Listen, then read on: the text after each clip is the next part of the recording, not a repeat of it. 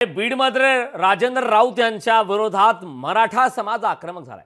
छत्रपती शिवाजी महाराज चौकात राऊतांविरोधात आंदोलन करण्यात आलं। राजेंद्र राऊतांनी आरक्षणाविषयी केलेल्या वक्तव्याचा निषेध करण्यात आलेला आहे। मोठी बातमी, राऊतांनी आरक्षणाविषयी केलेल्या वक्तव्याचा निषेध करण्यात आलेला आहे। बीडमधली ही दृश्य आहेत।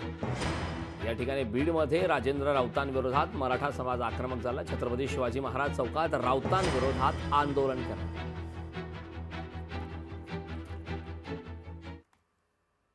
आज आम्ही मराठा द्रोही आणि मनोजदादांना हिणवणाऱ्या राजेंद्र राऊतचा जोडे मारून जाहीर निषेध केलेला आहे।